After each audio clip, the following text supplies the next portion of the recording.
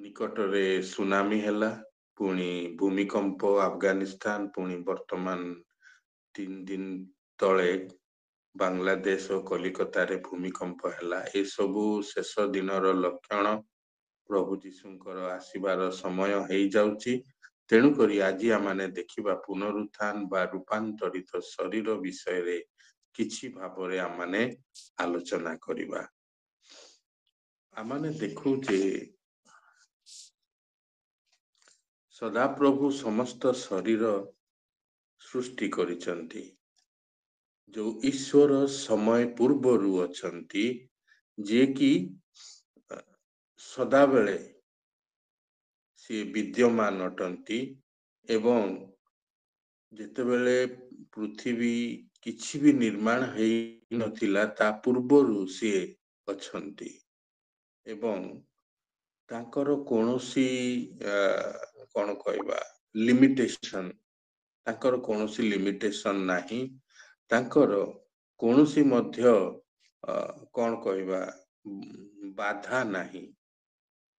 ଏବଂ ସିଏ ଯାହା ଇଚ୍ଛା କରନ୍ତି ସିଏ ତା କରିପାରନ୍ତି।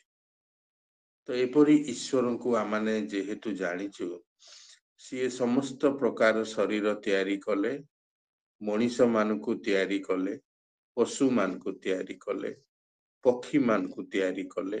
ମତ୍ସ୍ୟ ମାନଙ୍କୁ ମଧ୍ୟ ସୃଷ୍ଟି କଲେ। ଏଇ ଈଶ୍ୱର ଯିଏ ସଦାବେଳେ ଅଛନ୍ତି, ଯିଏ ଥିଲେ, ଯିଏ ଅଛନ୍ତି, ଯିଏ ରହିବେ, ସିଏ ଏପରି ତାଙ୍କର ଇଚ୍ଛା ହେଲା ସେ ନିର୍ମାଣ କଲେ। ଏ ସମସ୍ତ ନିର୍ମିତ ବସ୍ତୁ ଗୁଡିକ ଈଶ୍ୱର କହିଲେ ବା ଆଦେଶ କଲେ ଏବଂ ତାହା ନିର୍ମାଣ ହେଲା। ଆଦି ପୁସ୍ତକ 1:11-12, 20-21, 24-25। ଏକ ପର୍ବରେ 11-25 ମଧ୍ୟରେ ଏସବୁ ଲେଖା ଯାଇଅଛି।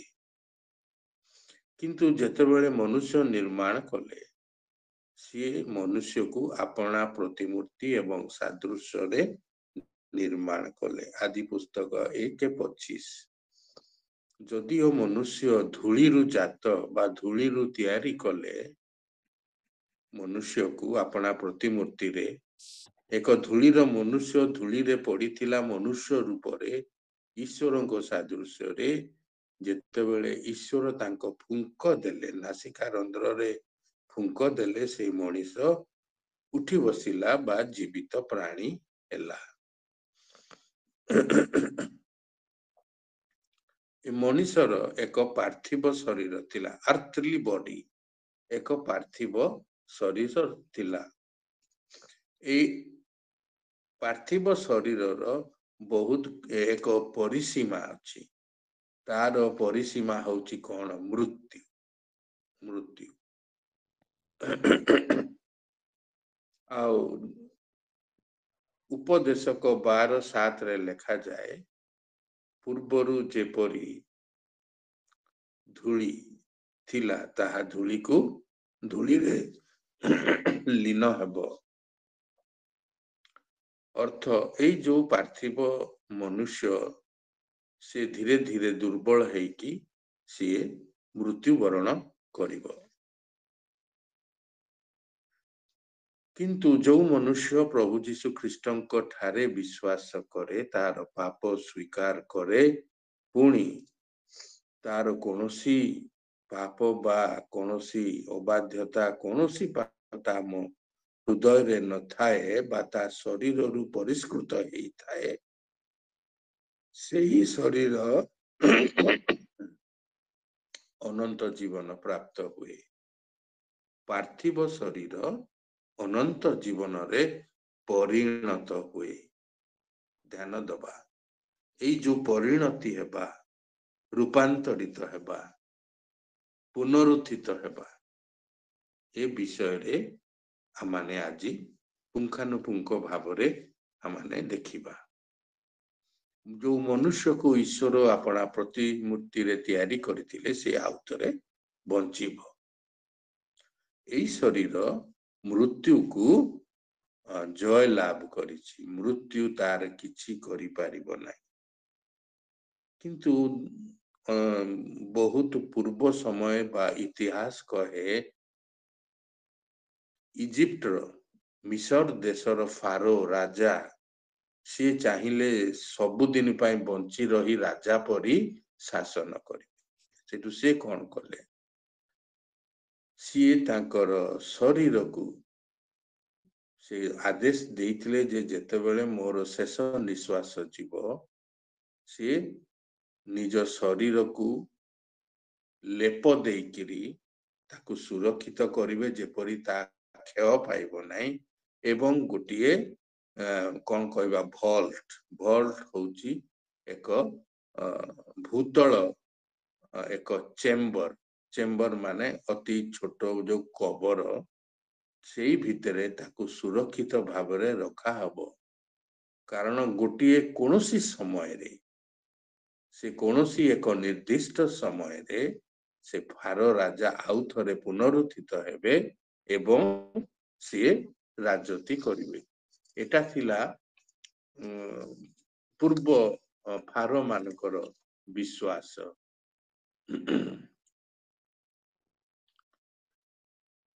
किंतु जेतेबेले प्रभु जीशु आमानकर शरीररू बा हृदयरू समस्त पाप को पोछि देले काढ़ी देले से शरीर एक अक्षय शरीर होई गला आमे माने जेते जण आज एठारे अछु आमानकर पाप प्रभु जीशु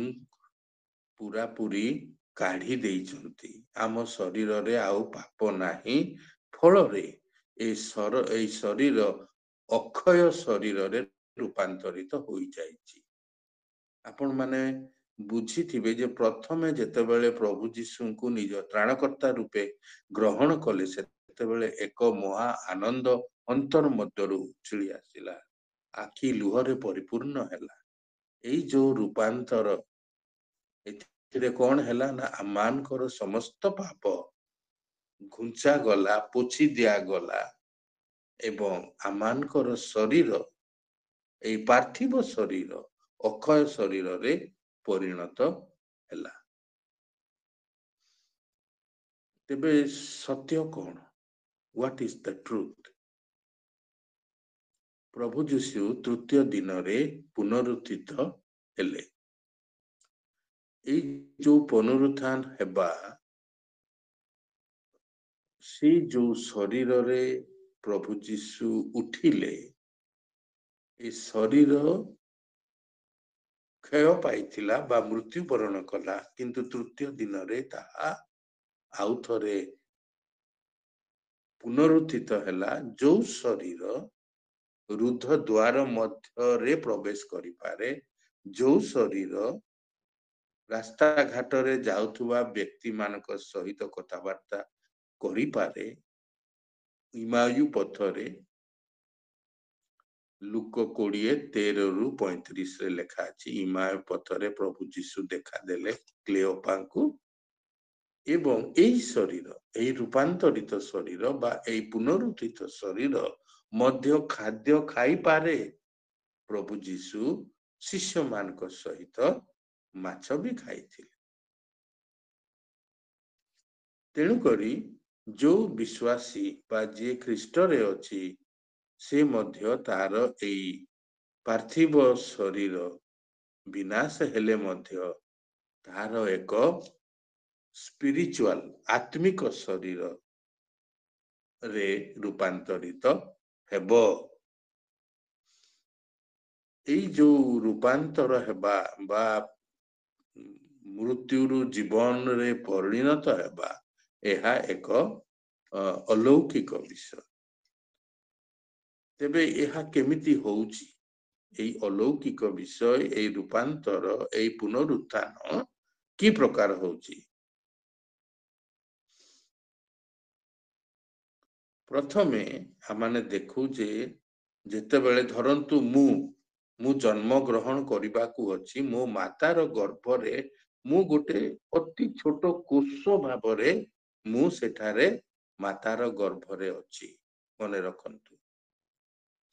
किंतु समय जेतेबेले अतिबाहित हुए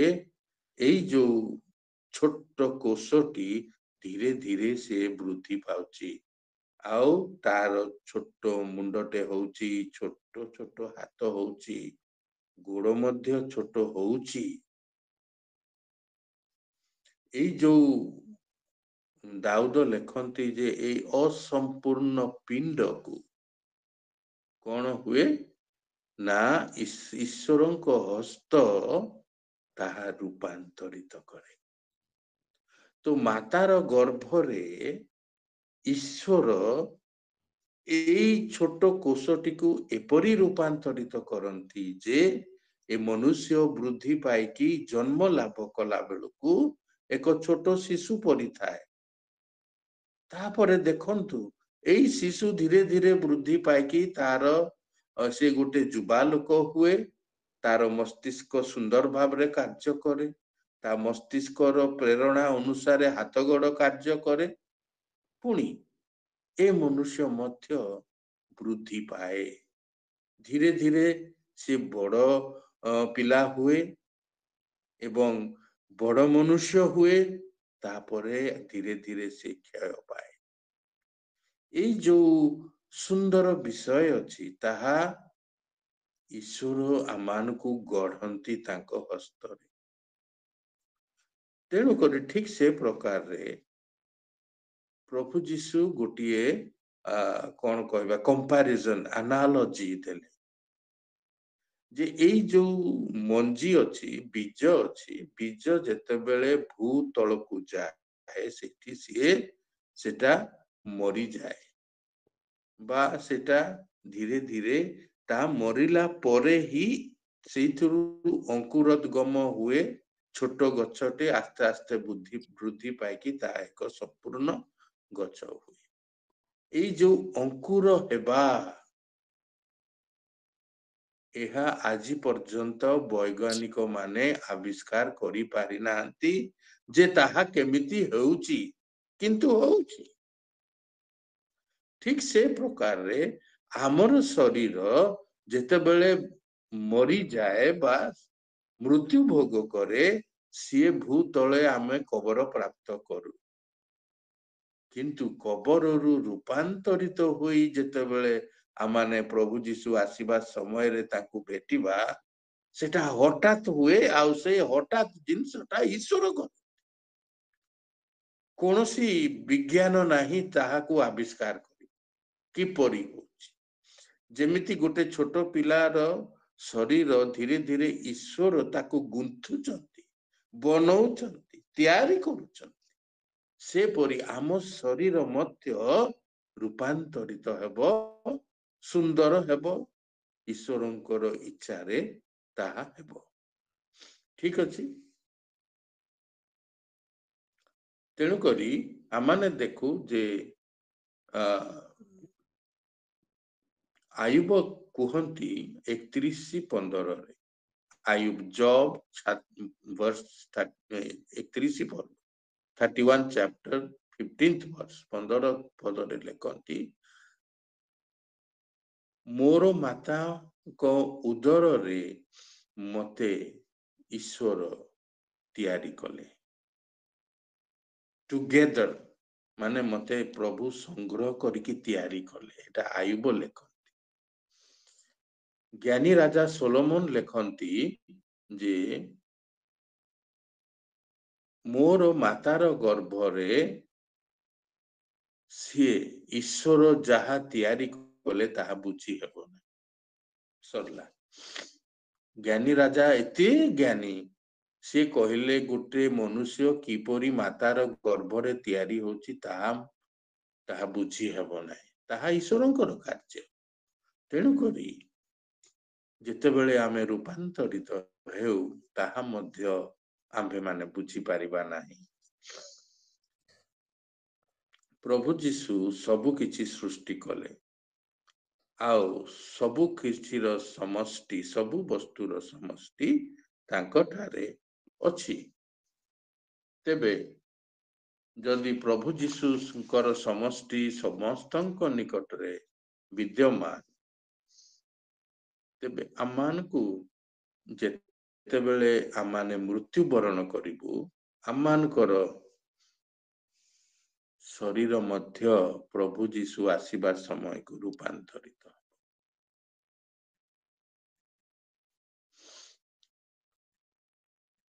ସମସ୍ତ ଶରୀର ସମାନ ନୁହେଁ। ପ୍ରଭୁ ଯୀଶୁ ଈଶ୍ୱର ସମ ପ୍ରକାର ଶରୀର ତିଆରି କଲେ। ମନୁଷ୍ୟ ମାନଙ୍କର ଏକ ପ୍ରକାର ଶରୀର, ପଶୁ ମାନଙ୍କର ଭିନ୍ନ ପ୍ରକାର ଶରୀର, ପକ୍ଷୀ ମାନଙ୍କର ଆଉ ଏକ ପ୍ରକାରର ଶରୀର, ପୁଣି ମତ୍ସ୍ୟ ମାନଙ୍କର ମଧ୍ୟ ଭିନ୍ନ ପ୍ରକାର ଶରୀର। ପ୍ରତ୍ୟେକ ଶରୀର ଅଲଗା ଅଲଗା ଭାବେ ଈଶ୍ୱର ତିଆରି କରିଛନ୍ତି। ଈଶ୍ୱର ମଧ୍ୟ ସ୍ୱର୍ଗୀୟ ବିଷୟ ଗୁଡିକ ତିଆରି କଲେ। ଇଂଲିଶରେ ଲେଖା ହଉଛି ହେଭେନଲି ବଡିଜ। ଆମେ ତ ପାର୍ଥିବ ଶରୀର ବିଷୟରେ, ଆର୍ଥଲି ବଡିଜ ବିଷୟରେ ଆମେ ଦେଖିଲୁ, ତାର ନିର୍ମାଣ ବା ତାର ସୃଷ୍ଟି। ଈଶ୍ୱର ମଧ୍ୟ କଣ ହେଇଛି ନା ସ୍ୱର୍ଗୀୟ ଶରୀର ଗୁଡିକ ତିଆରି କଲେ, ବା ହେଭେନଲି ବଡିଜ ଯାହାକୁ କୁହାଯାଏ ଯେ ସୂର୍ଯ୍ୟ, ତାର ସୌନ୍ଦର୍ଯ୍ୟ ଅଲଗା, ଏବଂ ଚନ୍ଦ୍ର ମଧ୍ୟ ତାର ବି ଯୋଉ କଣ କହିବା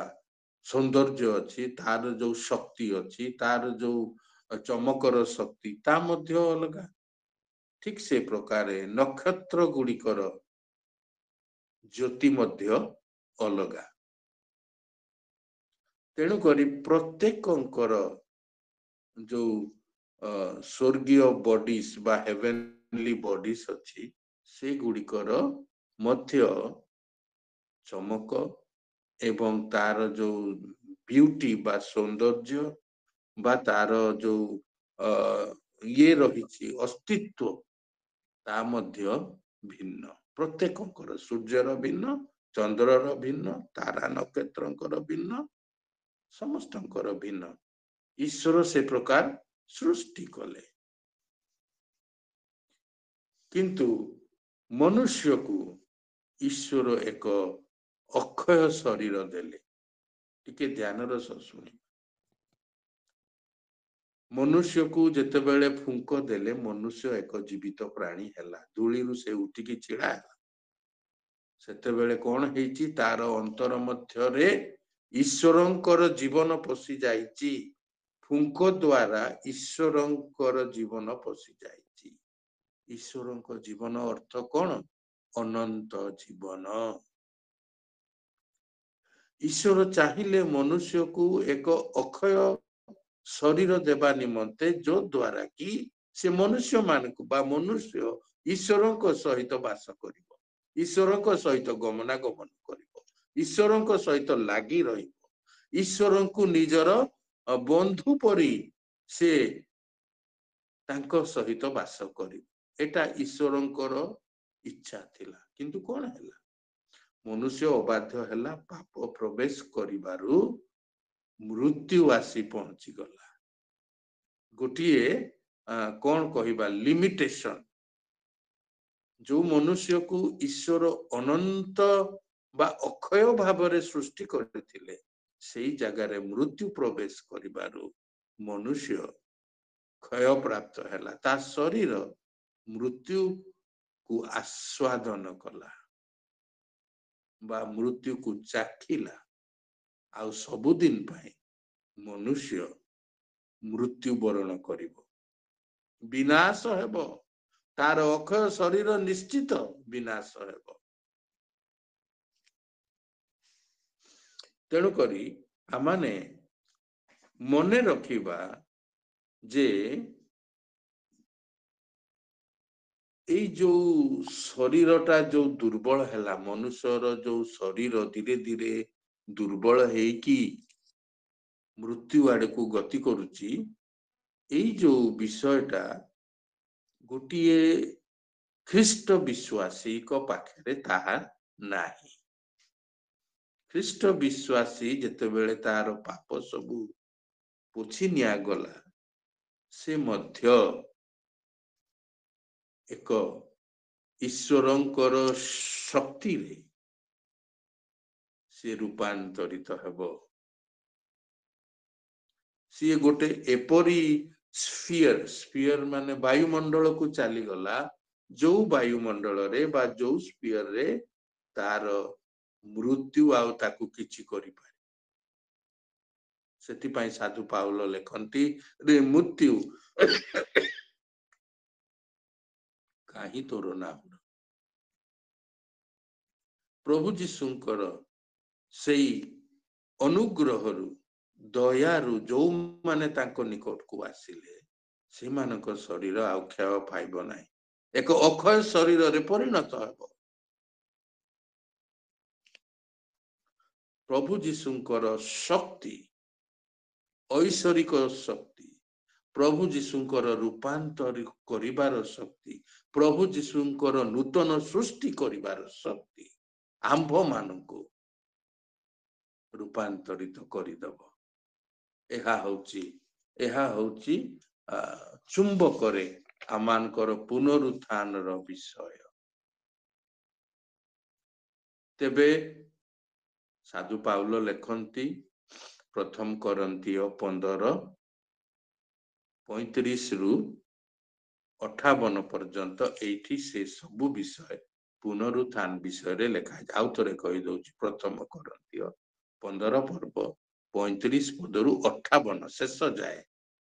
पुंखानुपुंख भाव रे लेखुचंती तेणु करी से जो रूपांतर हबो ताहा कोन हबो आमानकु एक गौरवर शरीर मिलिबो एक गौरव युक्त शरीर मिलिबो जो गौरव ईश्वरंकर से प्रकार गौरव रे आमाने परिणत हेजि ट्रांसफॉर्म्ड रो ओडिया कोन मु कहि पारुनी आमाने रूपांतरित हेजि आमर क्षय पाइथिबा शरीरटी ताहा कोन हेबो ना ताहा रूपांतरित हेबो एक गौरव युक्त शरीर रे रूपांतरित एहा कोठी आमे देखुचु एटा आमे देखिचु माथ्यू 17 पर्व 1 रु 3 13 पद मध्य रे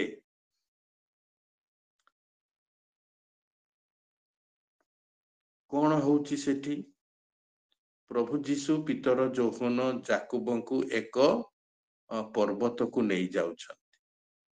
एटा तीनिटी जगह रे लिखा है माथ्यू 17 1 रु 13 मार्क 9 2 रु 13 लूक 9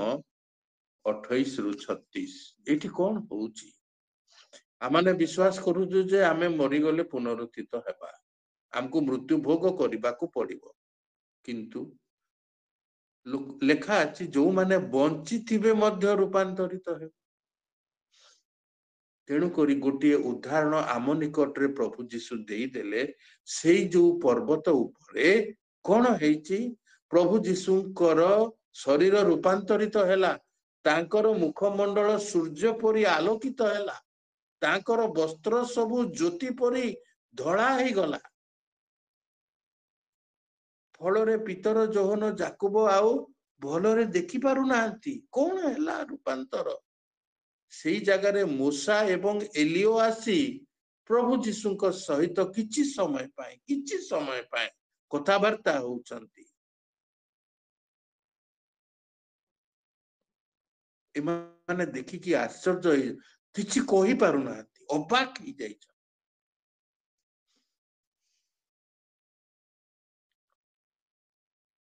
पितरंक मनरे कौन हैला सी आकर्षित हो गले एई जो सौंदर्य एई जो चमक एहा प्रति से आकर्षित हो गले आउ कहले आमे एठी गोटे तंबू करबा आमे समस्त एठी वास करबा आउ से जगत को जिबा नाही केते सुंदर विषय केते माने आश्चर्य विषय केते अलौकिक बा ऐश्वरिक विषय पितर भली लोक से कहले एठु आउ जिबा नाही की बढ़िया सुरम्य स्थान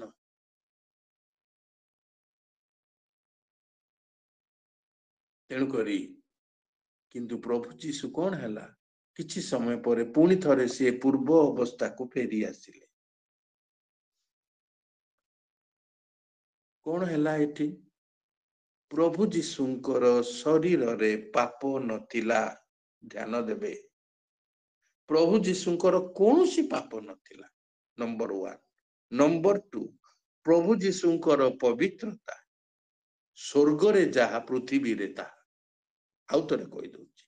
प्रभु जीशुंकर पवित्रता 100% एब्सोल्यूट होलीनेस जहा अक्षय प्रभु जीशुंकर अक्षय पवित्रता थिला स्वर्ग रे जेपरी पृथ्वी रे से परी से परिष्कार पवित्र निष्पाप निष्कलंक सेति पाई से कोन करूथिले ना से रूपांतरित हेई पारुथिले से गौरवयुक्त शरीर को रूपांतरित होउथिले पुणी मध्य आपणार पार्थिव शरीर को मध्य फेरी आसी पारुथिले एटा से करि पारुथिले एवं ताहा सेई पर्वत उपरे हैला केवल अल्प लोक देखि पारे तेणु करी जेते बेले प्रभु जीशु आसीबे जो माने बंची थिबे से माने तत्क्षणात न मरी की मृत्यु भोग न करिकी से माने हठात रूपांतरित मध्य हेई जिवे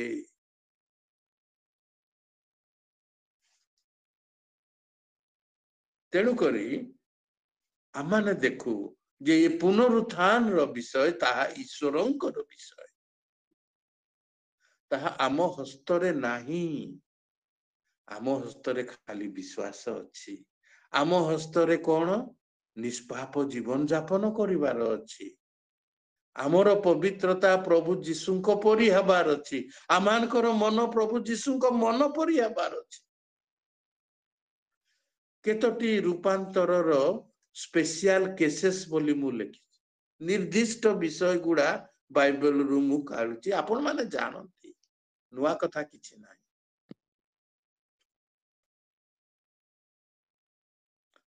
गोटिए उपत्यका अछि जोठी खाली हाड़ गुड़िक अछि तापरे वायु आसिला से हाड़ ऊपर को हाड़ गुड़िक एकत्र हेले तापरे कोन हैला सेई हाड़ गुड़िक उपरे कोन हैला ना चमड़ा बसी गला शरीर आसी लागी गला ता ऊपर चमड़ा लागी गला तापरे कोन हैला हैं तापरे सेई शरीरटा ईश्वरंकर निश्वास रे बंची गला एक बृहत सैन्य दल हेई गले एटा जिहिजिकल पुस्तक रे एटा लेखा हेइची 37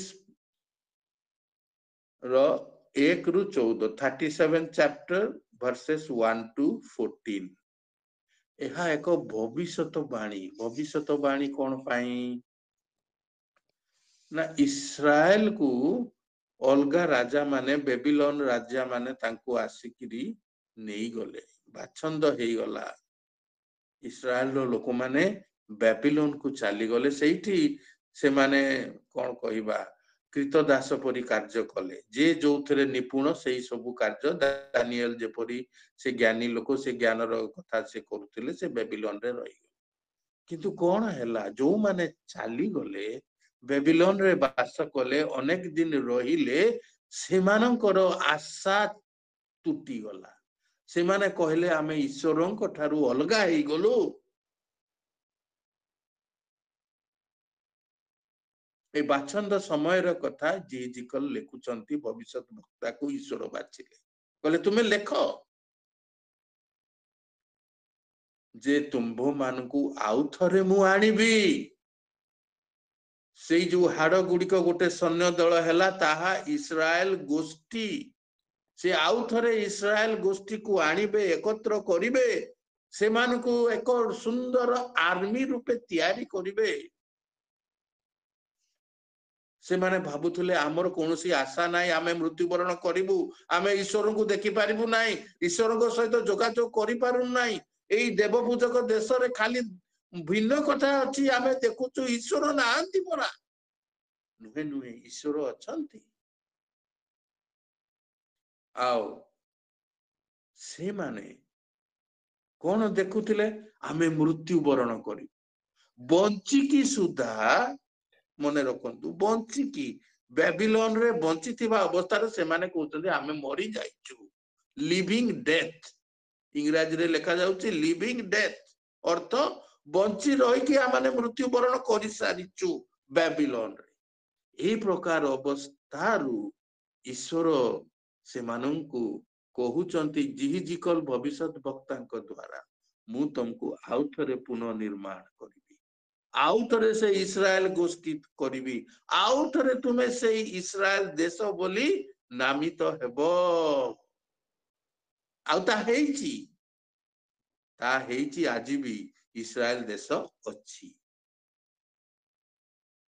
तो इटा गुटे स्पेशल केस जेउठी हाड़ गुड़िक रूपांतरित हैला सेकेंड केस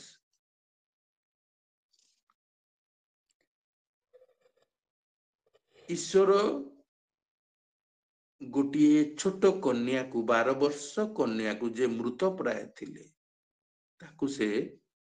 पुनरुत्थित कले प्रभु जीशु निजे कोठी लेखा अछि एरा सबुठी लेखा अछि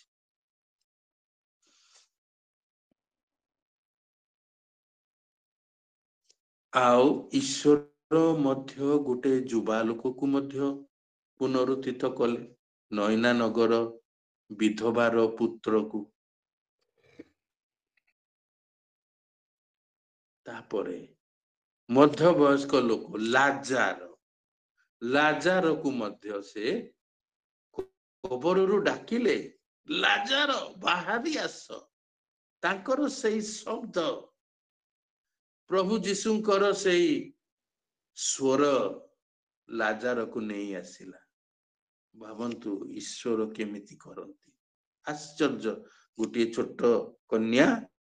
गोटे युवा लोक एवं जड़े मध्य वयस्क लोक तांको पाई व्यक्ति विशेष किछि जाय आसे ना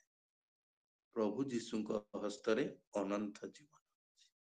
जे विश्वास करिव से अनंत जीवन प्राप्त आउ से ताहा देई चलिले जेतेबेले से जगत रे तांकर पार्थिव शरीर रे बुलुथिले से अनंत जीवन मध्य बा मृत्यु रु पुनरुत्थान मध्य करुथिले काहाकू स्पर्श करुथिले काहाकू आदेश दउथिले तांकर सेतिकी शक्ति अछि सेई ऐश्वरिक शक्ति तापरे आमे देखुछु जे समुद्र मध्यरे अनेक लोक मृत्यु वरण करिसंती केडे कथा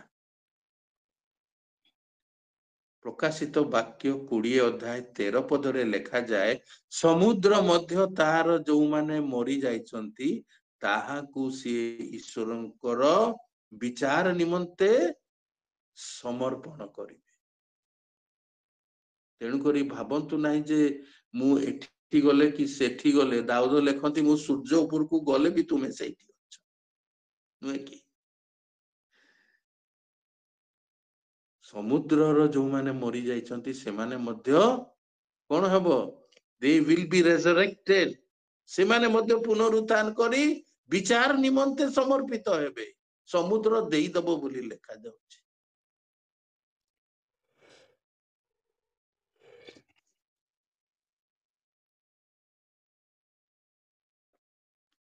तेबे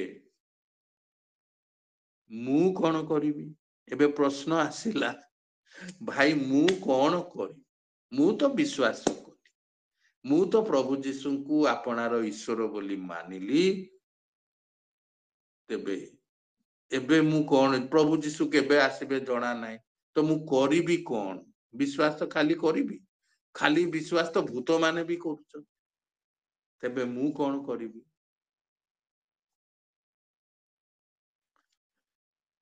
जेतेबेले मु प्रभु जीशु को ग्रहण कली सेतेबेले कोन हैला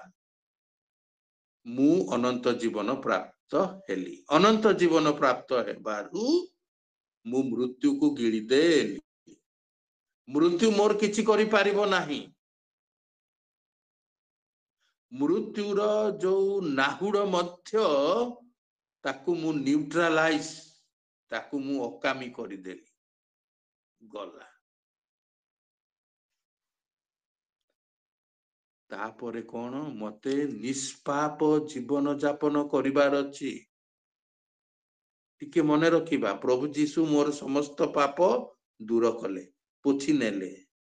मु वर्तमान प्रभु जीशुଙ୍କର मन पाइछि तांकर धार्मिकता मु पाई अछि तेणु करी आउ पाप करिबि नाही मनरे चक्षुरे हातरे गोड़रे कार्ୟରେ कथाबार्तारे मते पवित्र रखिबाकू पड़िबो प्रभु जीशु जेपरि निष्पाप थिले से सेई खणी रूपांतरित होउतले सेई खणी पुणी ताको पार्थिव शरीर को फेरी आसी पारुथिले तबे मते निष्पाप जीवन जापन करिवार अछि तापरे कोन मते तांकर कार्ୟରେ नियोजित करिवार अछि प्रथम कोरिन्थियो 15 पर्व 58 पद फर्स्ट कोरिन्थियंस चैप्टर 15 वर्स 58 सेठी विश्वासी कोन करिवो पाउल पूरा पूरी लिखि दैछ मु ईश्वरंको कार्ୟରେ व्यस्त रहिबि नाही जेते पारिबि सेते करि गला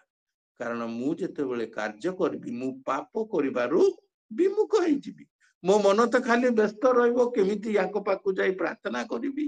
अरे से भाई असुस्थ हे हॉस्पिटल रे अछंती तांको पाखकु जिबा आउ केते जण भाई को धरिकी जीवी प्रार्थना करिबि तांको सुस्थता आउ कोन करिबि प्रभु जीशुଙ୍କର आज्ञा कोन समस्त जगत रे मोर विषय रे तुमे प्रचार कर प्रत्येक अवस्था रे मु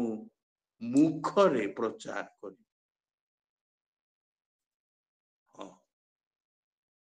प्रार्थना करी अन्य मान को निकट को जीवी आउ कौन करी मो मुखरे प्रचार करी कोठी मंडली बा सहभागिता बाहरे जो माने प्रभु जीशु को जानी नांती ताको निकट रे प्रचार करी एवं मंडली मध्य रे शिक्षा देवी जे ईश्वर किए ईश्वर केमिति मते रक्षा कले मोर साक्ष्य कहबी एई होची मो जीवन करूची मु कोन करूची हां केते जण भाई और भौणी मान को ईश्वर सुंदर कंठ देइचंती आज 3 जण भौणी सुंदर कंठ रे गाइले मु ताहा मध्य करि पारिबी गीत द्वारा अनेकों को आकर्षण जेमती अनिल कांत तांकर गीत द्वारा से अनेकों को जीशुଙ୍କ पाखु आकर्षण कर ताहिरा हैदर अली अनिल कांत आउरी केते संगीत लोक माने अछंती मु शिक्षा न देई पारले मध्य मु गीत गायन रे अनुमान को आकर्षित करि पारि मु विचलित हेबी नाही मु याडे सियाडे जीवी नाही एटा लोभ लागुची सेटा ये हेची buy one get one free ए जो तुम नेकलेस किनिले कान फ्री आउ कोन कोन सेथिरे मु आकर्षित मु विचलित हेबी नाही बरंच जार नाही ताकू देबी कोन देबी आपन को ऊपर निर्भर करछि मो ऊपर नहीं मोर लुगा देई पारे मोर सुना देई पारे मोर खाद्य देई पारे मोर समय देई पारे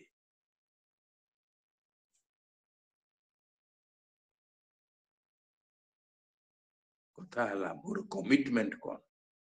मु स्थिर हेई रही पारुची तो ना संसार रो झड़ बतास देखिकिरी विचलित हेई जदिओ जीशु सहित अछंती पवित्र आत्मा सहित अछंती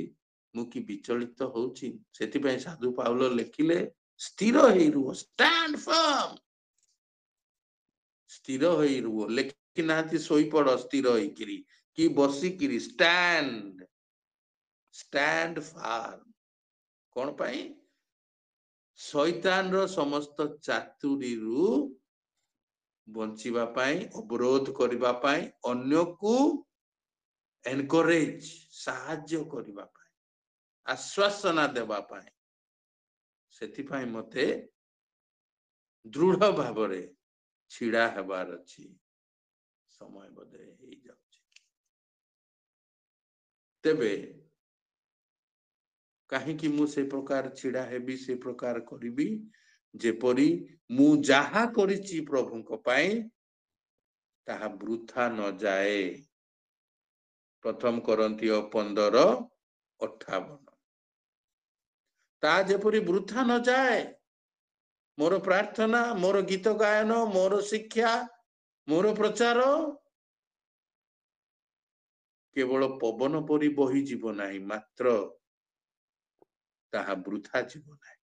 ताहा ईश्वरଙ୍କ पाखरे संग्रहित हेबो से पुस्तक रे लेखा जीव हां ए भौणी माने गीत गाउतिले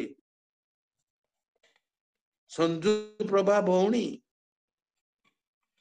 आउ मो ना भूली जाउची ताका ना लेखा हबो ए माने ऑनलाइन रे आधुनिक जुग रे से माने गीत गाई मोर नाम को उच्चीकृत करिछन